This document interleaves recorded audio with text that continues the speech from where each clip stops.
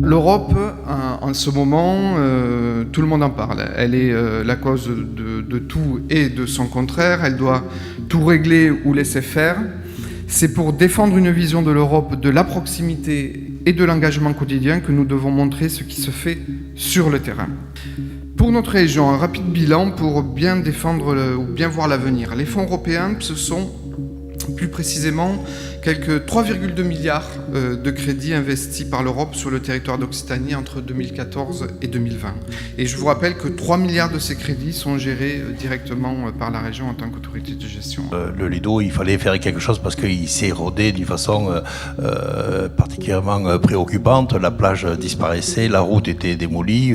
Bien évidemment, l'Europe a été l'élément déclencheur du financement avec pratiquement 34% de ce financement sur un dossier de 55 millions d'euros, c'est quand même pas rien. On travaille essentiellement sur l'insertion, orientation et aide à la recherche d'emploi.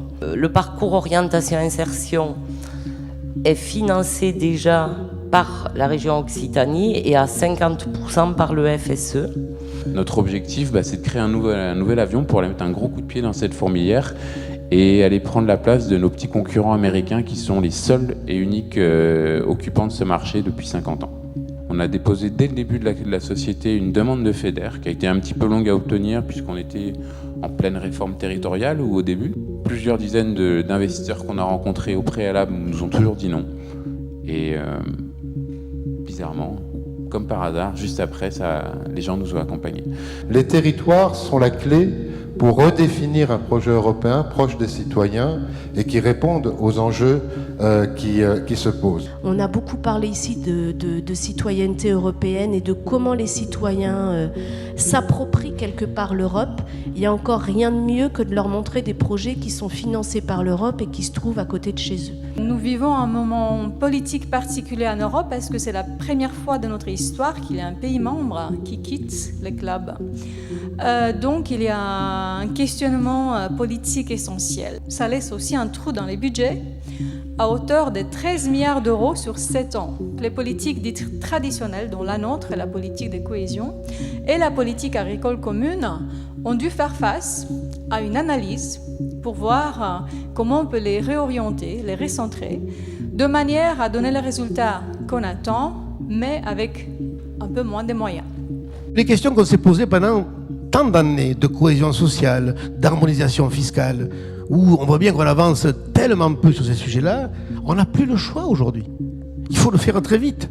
Et tous les budgets dans tous les autres États continents sont à la progression, sauf sur le continent européen. Et au moment où on devrait avoir un budget de la cohésion double de ce que nous avons aujourd'hui, on est en train de le régresser de 10%. S'il y a moins d'argent, donc soit effectivement on fait des économies, et c'est ce qu'on nous propose là, de faire des économies assez drastiques, soit on essaie de trouver d'autres sources.